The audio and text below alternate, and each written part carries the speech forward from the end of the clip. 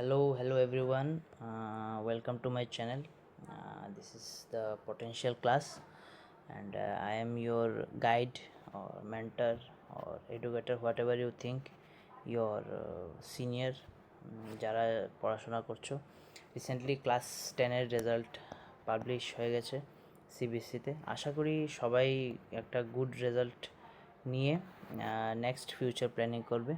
So class 11 and class 12 তোমরা যখন পড়াশোনা করবে তখন দেখতে পারবে যে ফিজিক্স একটা সাবজেক্ট যেটা বেসিক্যালি নিউমেরিক্যাল বেসড বা কনসেপচুয়াল, যেটা তোমরা 9-10-এও পড়ে এসেছো, বিভিন্ন রকমের সমস্যার সম্মুখীন হয়েছো বা প্রবলেম সলভ করতে গিয়ে বিভিন্ন রকম কনসেপ্টে ল্যাকিং হয়েছে, সেসব জিনিস অনেকেই আশা করি ফেস করেছো। তো এটা আমার একটা খুব ছোট্ট একটা চেষ্টা যে আমি আমার তরফ থেকে যতটুকু পারি আমি এই চ্যানেলের মাধ্যমে অনেক স্টুডেন্টদের আমার হেল্প করার ইচ্ছা। তো সেজন্য আমি চ্যানেলটা বানিয়েছি, যেটা আমি এখানে লিখেও দিচ্ছি যে this channel is created to spread physics knowledge in Bengali. Basically জিনিসগুলো আমি সিবিএসসিরই পড়াবো বা ডিসকাস করব, সিবিএসসি বেসড। বা অনেক সময় তোমরা যাদের কী বলে স্টেট বোর্ড থাকে, বা যেরকম ওয়েস্ট বেঙ্গল বোর্ড বা ত্রিপুরা বোর্ড বা আসাম বোর্ড, যাদের লোকাল ল্যাঙ্গুয়েজে থাকে, যারা বাংলায় কথা বলে, তারাও এই চ্যানেল ফলো করতে পারো। তাদের জন্য অনেক হেল্পফুল হবে আশা করি। আর বেসিক্যালি আমি চ্যানেলে যেটা করব সেটা হচ্ছে গিয়ে ফিজিক্সের প্রবলেম। হ্যাঁ, মেনলি ফোকাস থাকবে 11-12 বা হায়ার থিংস, 11-12 প্লাস 9-10ও আমি ডিসকাস করবো। 9-10-এর ফিজিক্সও থাকবে সেটাতে। জাস্ট লিমিটেশন থাকবে যে এটাতে শুধু ফিজিক্সের টপিক ডিসকাস করা হবে। আর তোমরা এখানে পেয়ে যাবে যেইর প্রবলেম বিভিন্ন, আর নিটের প্রবলেম, আর তাদের মেইন জিনিস যে যেই বা নিটের প্রিপারেশনের ক্ষেত্রে যেরকম ধরনের অ্যাপ্রোচটা হওয়া দরকার, তার জন্য আমি এই চ্যানেলটা বানিয়েছি। So this is my first video. Welcome again the potential classes. Basically আজকে একটা আমি যে টপিকটা বেসিক্যালি ডিসকাস করবো সেটা ফিজিক্সেরই টপিক, but not so much indulge in theory or concept. First জিনিস যেটা তোমরা ক্লাস 10 পাস করার পর শুনতে পাবে তোমাদের সিনিয়র থেকে, যে অনেকে হয়তো বলছে যে ফিজিক্স জিনিসটা খুবই টাফ। ফিজিক্সে অনেকের ব্যাক আসছে, অনেকের আরটি আসছে বোর্ডে, ক্লাস 12-এর বোর্ডে। তো আমি একটাই জিনিস বলবো যে nothing to fear about. Proper একটা স্ট্র্যাটেজি বানিয়ে যদি ক্লাস 10-এর পর থেকে আমরা পড়া শুরু করি, 11 আর 12-এ আমরা একটা ভালো নাম্বার পেয়ে যাব ফিজিক্সে।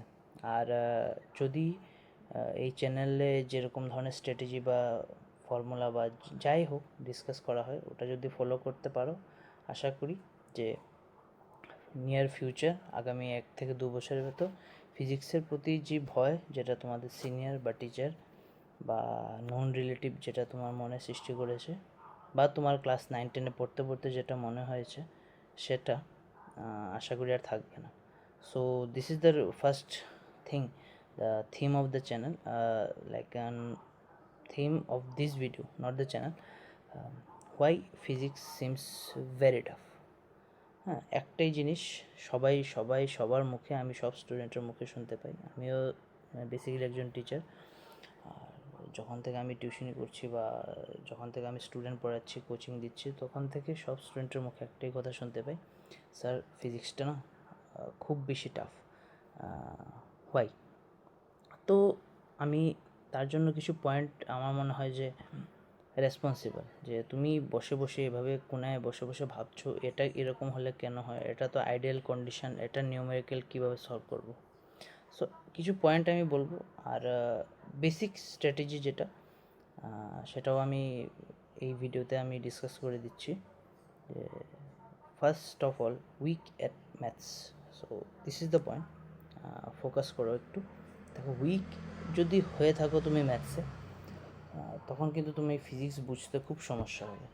সত্যি কথা, ফিজিক্সে তোমার যদি কী বলে একটু ডেভেলপমেন্ট করতে হয়, ফিজিক্সে কোনো একটা থিওরি বুঝতে হয়, তোমার কিন্তু ম্যাথসে উইক থাকা মোটেও সঙ্গে দেবে না, তোমার কিন্তু এটা অনেক সমস্যা করবে। তুমি যদি ফিজিক্সে এই মানে যদি ডেভেলপমেন্ট বা ওটা নিয়ে স্টাডিজ করতে চাও 11-12-এ, তোমার 9-10-এর যদি ম্যাথসে একটু কাঁচা থাকো বা ম্যাথসকে যদি ভয় পেয়ে থাকো, তো তাহলে তোমার কিন্তু ফিজিক্সটা টাফ লাগবে। ম্যাথস যদি লো থাকে তাহলে ফিজিক্স তোমার লো আসবে। This is like directly proportional, maths লো, ফিজিক্স লো, ঠিক আছে? তো again another thing is conceptual lacking. Yes, এটা একটা মেজর থিং। ক্লাস 9-10 8 থেকে শুরু হয় বেসিক্যালি ফিজিক্সের জিনিস আসা। 8 থেকে 8-এর পর যদি 9 পড়ো, এরপর যদি 10 পড়ো, তোমার 8-9-10-এ তোমার কনসেপচুয়াল ল্যাকিং অনেক বেশি ক্রিয়েট হয়ে গেছে। তুমি হয়তো টের পাচ্ছ না, মার্কস তো ভালো আসছে, 80 পেয়েছি, 90 পাচ্ছি। সেম থিং যখন একটা স্টুডেন্ট 8-9-10-এ ভালো পারফর্ম করার পর 11-এ আসে, ফিজিক্সে ওর মার্ক একদম নিচে চলে যায়। এটার পেছনে কারণ একটাই, প্রথমটা তো বলে দিলাম, ম্যাথসে খুবই উইক। আরেকটা হচ্ছে তোমার কনসেপচুয়াল ল্যাকিং। তুমি কনসেপ্টের পেছনে যদি না ভাগো, তুমি যদি কনসেপ্ট ক্লিয়ার না রাখো, তুমি ফিজিক্সে ধরা খেয়ে যাবে।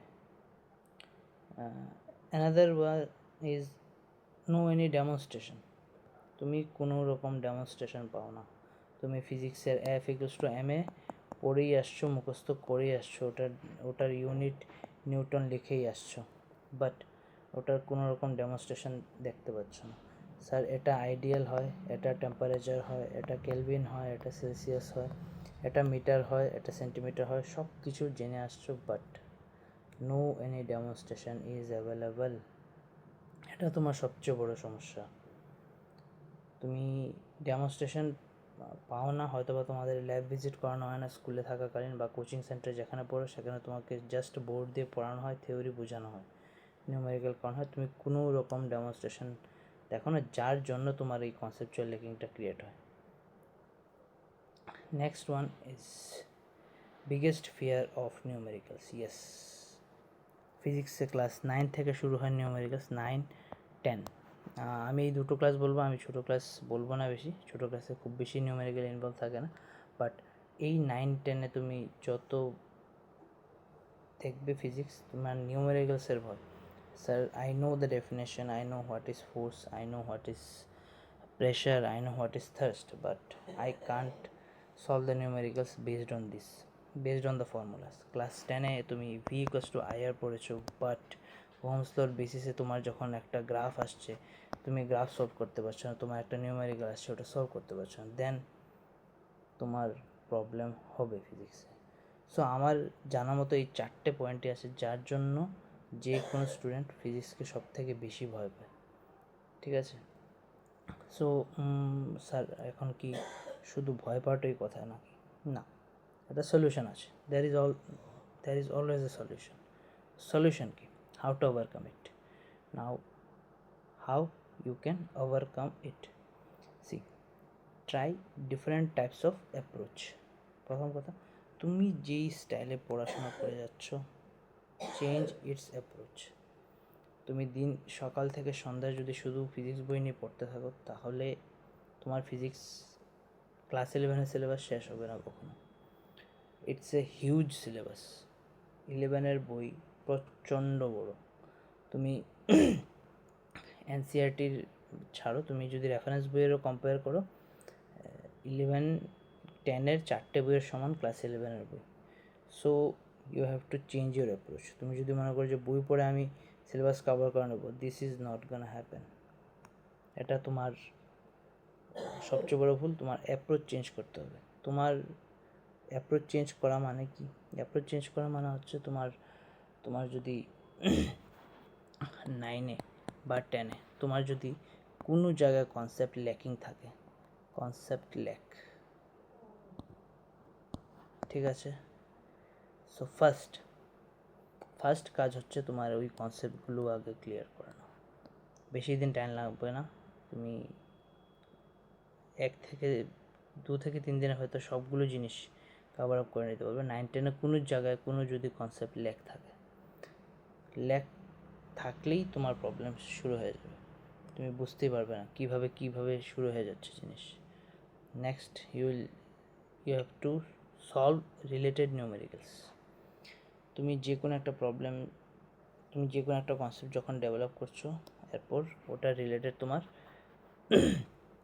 নিউমেরিক্যাল সলভ করাটা কিন্তু খুব দরকারি। কারণ তুমি ভি আই গ্রাফ, হ্যাঁ, ভি আই, এখান থেকে ভি ইকোয়ালস টু আই আর দিয়ে তো তুমি প্রবলেম সলভ করলে ক্লাস 10-এ। এবার তোমার যদি এখানে এক্স এক্সিস বা এক্সিসে ভি আই দেয়, তোমাকে যদি বলে যে আর এর ভ্যালু কীভাবে বের করবে, আর কোনটার বেশি, দিস টাইপস অফ প্রবলেমস, এটাও আমি নিউমেরিক্যালের ভেতরেই কাউন্ট করব। হ্যাঁ, হয়তো বা এটাতে কোনো তোমার প্রবলেম সলভ করতে হচ্ছে না, বাট স্টিল এরকম টাইপের যেরকম কী বলে যে কনসেপ্ট বেস নিউমেরিক্যাল যেগুলো আছে, যেরকম একটা থাকে ক্লাস 10-এ খুব বেশি পপুলার, 3টা রেজিস্ট্যান্স দিয়ে দে, 3টা রেজিস্ট্যান্স দিয়ে দে বা 2টো রেজিস্ট্যান্স দিয়ে দে, তো সেম রেজিস্ট্যান্স দিয়ে দিলে ওদের ইকুইভ্যালেন্ট রেজিস্ট্যান্সটা কী হয়, তাহলে ইকুইভ্যালেন্ট রেজিস্ট্যান্সটা ওটার অর্ধেক হয়ে যায়। কী করে অর্ধেক হলো? অর্ধেক হয়ে যায় সেটা জানো, কী করে হলো সেটা জানো না, তাহলে কিন্তু প্রবলেম।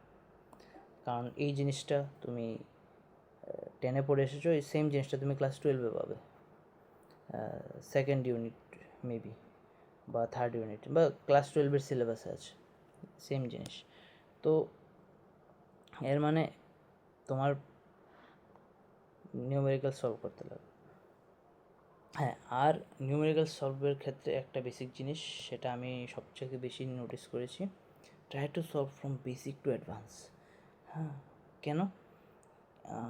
স্টুডেন্টরা কী করে, আমি যেটা দেখলাম যে ক্লাস 10 পাস করেছে, 10 পাসের পর 11-এ উঠেছে, ভেরি গুড, 10 পাস করেছি, 11-এ উঠেছি, নাইস, কনগ্রেটস। এবার 11-এ উঠে ফার্স্টে শুরু করে দেয় কি, এসসি বার্মা, বিগেস্ট মিস্টেক। 10 থেকে 11-এ উঠেছি, শুরুই করছো বই এসসি বার্মা দিয়ে, ডোন্ট ডু দিস। 10 থেকে 11-এ ওঠার পর তোমার প্রথম ফিজিক্সের বই এসসি বার্মা হওয়া ঠিক না। S C Verma is a advance level book. S C বার্মাতে প্রবলেম অ্যাডভান্স লেভেলের। তুমি বেসিক একটা বই নাও, এসএলআর নাও বা প্রদীপ স্যার বই নাও, ওখান থেকে তোমার কনসেপ্ট ডেভেলপ করো, ওখানের বেসিক প্রবলেম সলভ করো, ওখানের টাফ প্রবলেম সলভ করো, এরপর তোমার দরকার এসসি বার্মার book. That's how it should go. Next আমার যেটা মনে হয় যে most important portion, yes, it's the most important, আমি এটাকে স্টার দিয়ে রাখবো এই পয়েন্টটাকে, কারণ অনেকে পয়েন্ট বলবে না, অনেকে ডিসকাসও করতে চায় না, আর তোমরা যারা অনলাইন ক্লাসেসের ফ্যান, তাদের তো আর কি বলার আছে। তো সেটা হচ্ছে গিয়ে যে রাইট রাফলি whatever you read or study, তুমি যা কিছু পড়বে ওটার একটা রাফলি রাইট করতে হবে। You are studying any book, যে কোনো একটা বই তুমি পড়ছো ফিজিক্সে, ওটার থিওরি পড়ছো, ওটার কনসেপ্ট পড়ছো, ওটার ফর্মুলা পড়ছো, you have to write down, একটা পুরোনো একটা খাতা নাও বা পেছনে 2 পৃষ্ঠা আছে, ওখানে তুমি লেখো, রাইট ডাউন হোয়াট এভার, যা যা পড়ছো তা লিখো, তার ফর্মুলা লিখো, তার এক্সাম্পলের প্রবলেম আছে ওটা দেখে দেখে লিখে করো। তুমি পেন যদি ছাড়ো, ফিজিক্স তোমাকে ছেড়ে দেবে, শেষ। You can not learn without writing. এটা আমার টিচার আমাকে বলেছে, সেজন্য আমি তোমাদেরকে বলছি যে তুমি যদি ফিজিক্স পড়ো আর তুমি হাতে কলম আর খাতা নিয়ে বসো নি, তাহলে you will face problem undoubtedly. So that's all about today. Thanks a লট।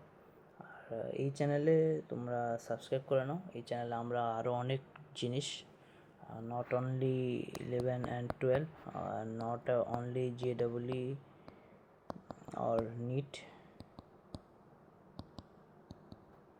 আমরা এখানে 9-10-এর বেসিক প্রবলেমগুলো সলভ করব।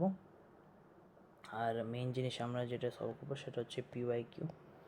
কারণ একটা টপিক ধরে ধরে একটা ভিডিও বানানো, একটা চ্যাপ্টার ধরে ভিডিও বানানো তো মে নট বি পসিবল, বা ফিউচারে যদি কখনো পসিবল হয় সেটা নিয়ে ভাববো। বাট আমরা 11 আর 12 ফিজিক্স, JEE আর নিটের ফিজিক্সের বিভিন্ন রকমের